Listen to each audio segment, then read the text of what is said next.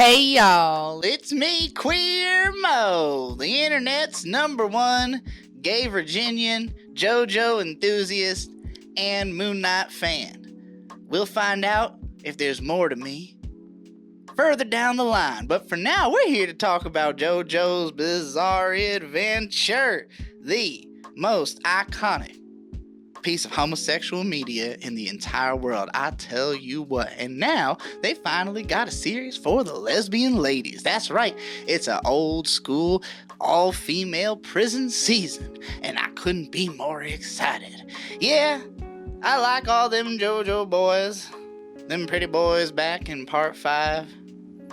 Giorno, Bucciarati. Ooh, more like Booty Roddy, am I right? Fellas, let me tell you, as beautiful as all them boys might have been, now we're here with the ladies, and there has been a dearth, an absolute drought of females in this series up until now. Well, the floodgates are open, just like between a bitch's legs. I think that's how that works. I wouldn't really know, because I'm a homosexual. Why am I holding an empty Diet Coke? Anyhow, Jolene Joe. Jojo. That is the protagonist of season 6, part 6, I should say, of JoJo's Bizarre Adventure. I don't know how you would actually count the seasons of this show. Netflix does it different from how my anime list does it. Frankly, it's not worth even thinking about. But I keep doing it. Now look. Jolene is the most proactive protagonist that the JoJo series has ever had. Most of these guys, they're just kind of chilling out, being like yare yare daze and all that, and then some thug stuff starts happening and they gotta get involved. But nah, Jolene, she's been in prison wrongfully for some shit that she got involved with. And she's willing to deal with it herself. She's like, I got my own problems I gotta fix. And she's trying to help out her ancestor. Part 3. Kujo Jotaro. Damn. So many JoJos boiling around inside the old noggin all the time. Jolene is the first time that a JoJo actually felt like the main character of JoJo's Bizarre Adventure. Part 5, you started off feeling like Giorno was like the guy, he's the horse to back. And then Bruno goes and does all the character development. And it was the same story back in part 3. Kujo just sat there, yada yada daze, and then everybody else had a character arc. But not him. The only other good one was Jonathan. But, he got to be old. Well, now, Jolene is here, and it's all about her. She's always the focus. She's always the one getting shit done. She is by far the most admirable JoJo protagonist, in my opinion, to date. But of course, when you watch JoJo, you're watching it for the stands. You're trying to see all the crazy stuff that's going to go on, so do they deliver on the stand front? Now, initially, I was a little bit underwhelmed, considering how crazy the powers were, even from the start of part 5.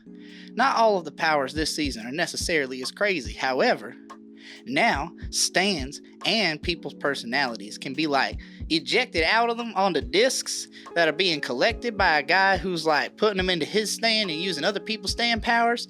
So you got all kinds of crazy stuff going on with how stand powers can be transferred, and that's more of the focus of the early episodes, is exploring the new mechanics of this particular setting. But as you go along and you get into the thick of it, then they start introducing characters like Weather Report.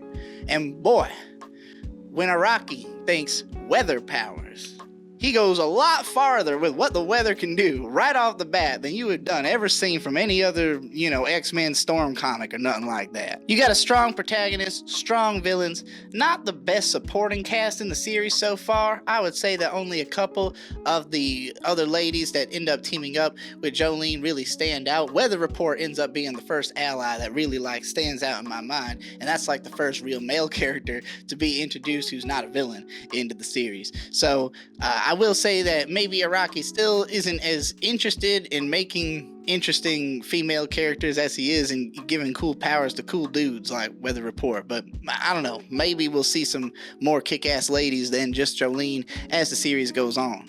As it stands, though, it's her, Weather Report, and the villain who make the most impact so far. But I've really enjoyed the prison setting. I really like that they set the series inside of a place that they couldn't screw up so easily, as I didn't love all of the on-location stuff that happened in Part 5.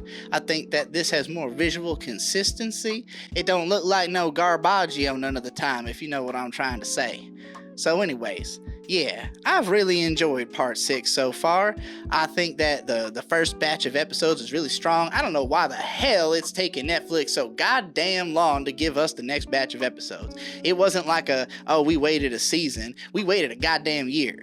What the fuck? There was no indication anything like this was going to be the case. So we're finally getting it now, September 1st. That's when they're debuting the second part, so I'm excited. Maybe I'll come back to talk about this season in the future or some more JoJo contents. Who knows? Maybe y'all don't like me. Maybe y'all want to see me die in a fire. Well, maybe I like that shit. Thanks again for watching. Queermo, signing out.